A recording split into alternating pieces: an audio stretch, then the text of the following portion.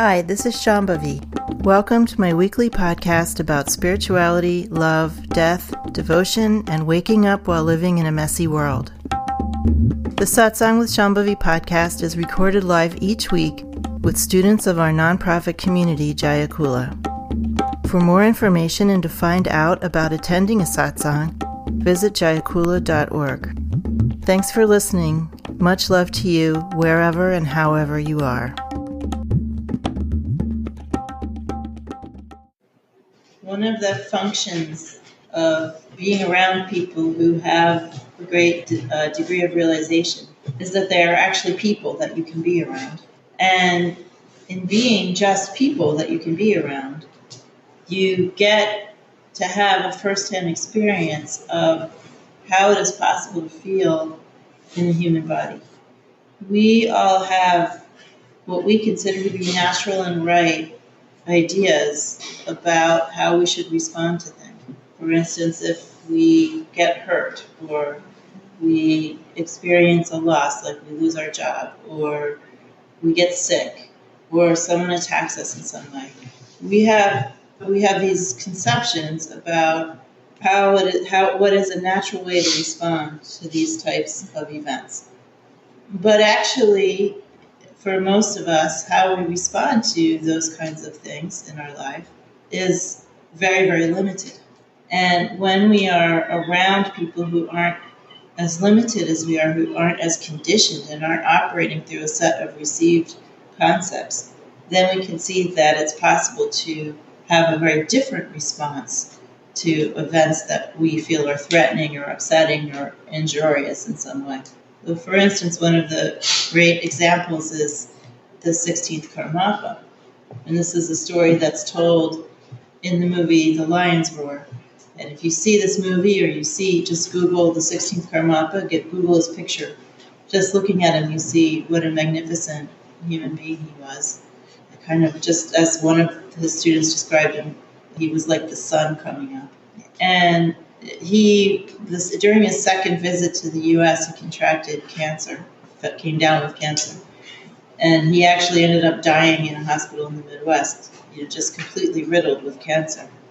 And apparently his doctor reports in this movie that he didn't take painkillers. And every day the doctor would say, "How are you doing?" And he'd be completely cheerful and happy. And he would treat everybody exactly the same way as he treated them before he had cancer. And he would ask after everybody else, and he never complained about himself.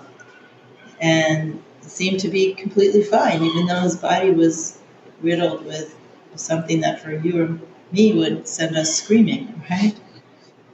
My own teacher, there were many, many stories of her being ill and reporting that she felt the same no matter what was going on, that the illnesses did not change her base state of experience. Now that, of course, isn't true for us, and I'm not suggesting that any of us should try to imitate the Karmapa or my teacher Hanumayama. In fact, we should never try to imitate anybody. But what those kinds of examples show us is that our own responses are not required. They're not inevitable. And if we want to get a little more specific about it, what they show us is that we can be centered in what we call, in this tradition, the fruit of our practice, no matter what is happening to us. So the fruit of our practice means when we do meditation, or when we do mantra, or when we come to satsang, or whatever we're doing, while we're doing those things, and hopefully a little bit afterwards, not just while we're doing them, we feel a little bit different. And we enter into a more expansive, more relaxed condition in general. Not every time, but in general. And over time, that experience with a more relaxed, spontaneous, open version of ourselves becomes our new normal. But there's a long period of time where we have certain kinds of relaxations and letting go and discoveries while we're in the company of the teacher and community, or while we're doing meditation or something like that. And then we kind of lose it in between. We just turn back into our old, ordinary, curmudgeonly selves the minute we get up.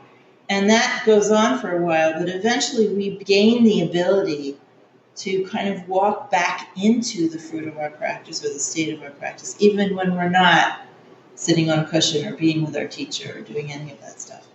So this is the vast middle stage of practice, where we have deeply tasted something of our own enlightened essence nature, and we have recognized it, and we discover slowly over time the ability to drop back into that condition, or you could say to drop our fixations and our conditioning for short periods of time and just be in that more relaxed, open, enlightened state.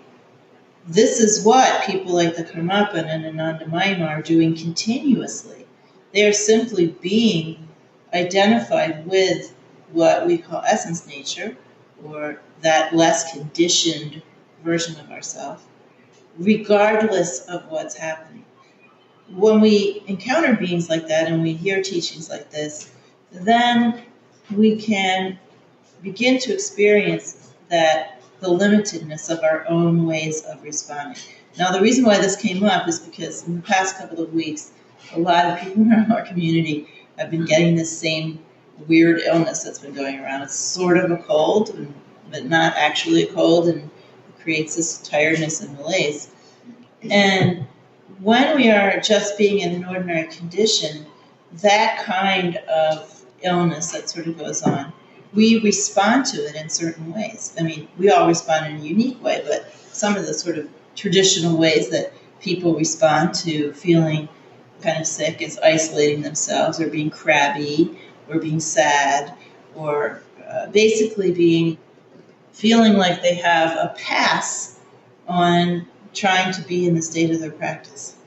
And as I said to somebody the other day, just because you're sick, or you could substitute anything, just because you've lost your job, or just because you lost your keys, I mean, it could be anything, or just because your car got towed, or just because somebody said something nasty to you, or just because somebody did something really terrible to you, doesn't mean that you have a pass on trying to be in the state of your practice, in the state of open-heartedness, and being as relaxed as you possibly can.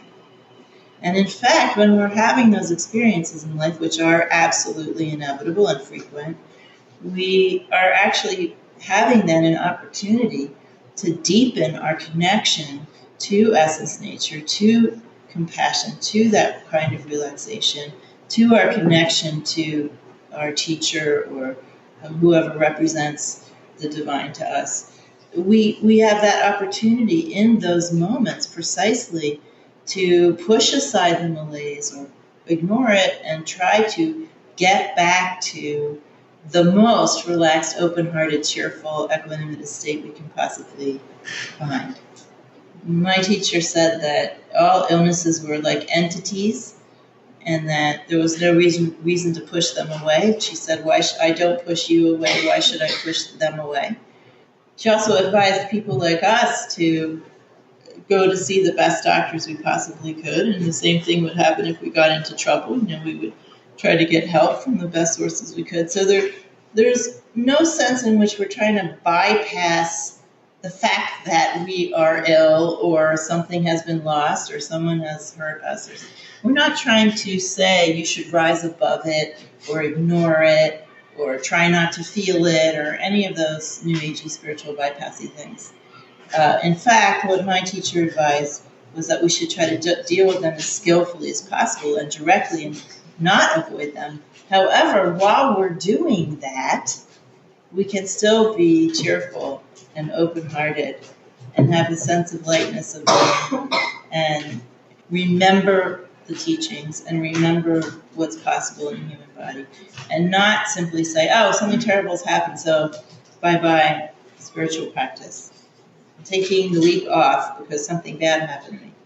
That's exactly when you should not take the week off. I mean, what is your practice if not something that can help you to find your base even in the worst times? So you don't want to be a feel-good practitioner who only does their practice when they're feeling good or when things are going your way, or who only tries to be in the state of your practice when it's easy. Because then you miss a lot of opportunity. You can really deepen your connection to essence by practicing in the times when it's most difficult to force yourself to do that. And of course, it's most difficult to force yourself to do that because when things happen that you don't like, you feel like you have a right to act in a certain way and feel in a certain way. But all you're doing is giving yourself the right to be totally ordinary and limited. So I had an interesting experience the other day.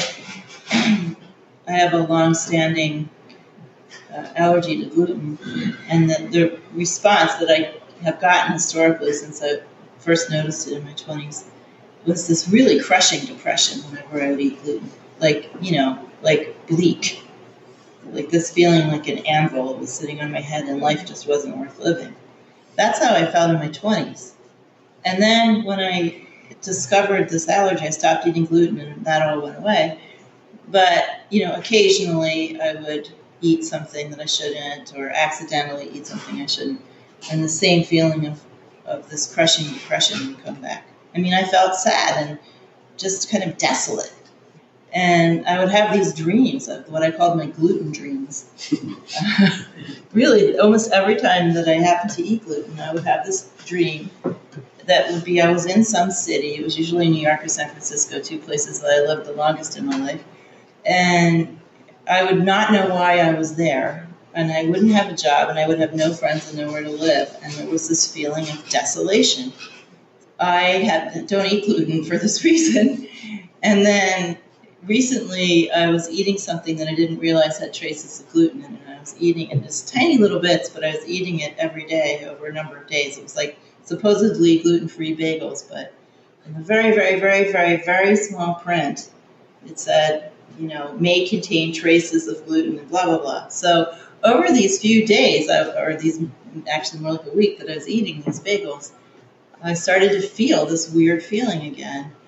But I didn't have any of those dreams, and I didn't feel depressed. I felt the heaviness and the cloudiness, but I didn't have any emotional, deep response to it the way that I normally do. So it was kind of pretty interesting after all these years, right? That I have become more practiced and more. It seems more natural to me now to be just in the state of my practice and be identified with that rather than with all my karmas. And so even though I could feel it in my body, it no longer had any emotional charge. And I think that that's the kind of thing that we're trying to walk toward in our everyday practice, right? I used to feel depressed when I would get sick a lot. It was hard for me at times when I was younger to tell the difference between depression or just mental weirdness and being sick. If I had a fever or something like that. I think a lot of people experience this. It's kind of like, okay, my mind is getting very weird. But when you have more firmly recognized who you really are and become much more identified with that primordial base state of consciousness and energy, then you are no longer thrown off base that way as much. So I was kind of surprised by what happened with this gluten thing. That was the first time I ever had eaten gluten when I had this very different kind of response to it and no dream or anything. So it's to say that when we're sick or we're feeling tired or something has gone wrong, then think of your practice. Don't go on ordinary mind autopilot. See what you can do. Have fun with it, in a sense, even though it's hard to say have fun when your house just burned down. But it still is fun to try to play with the tools of the practice, whatever practice you might have. It's fun to go against the grain and be a bit of a rebel and see if you can find that cheerful place where life is just fine no matter what. Even if you're going, ow, ow! It's okay to go, ow, but you can do it with a sense of humor. This is possible. The message is this is possible. It is not only possible, it's inevitable. But what you can do about it is to take a more active role in, oh, I could try this. I could see how this is. I could experiment with this. Because really that's what sadhana is. Sadhana means spiritual practice. Sadhana is one long experiment. It's playfulness, as Ma said. It's adventure. It's not the serious business of becoming enlightened. It's a game. And it's the super most funnest game ever. Even though we feel upset sometimes and inadequate or have self-doubts and all that, look at what we get to play with. We get to play with our whole lives. And we just get to see what will happen. So even when you're ill, down with earnestness.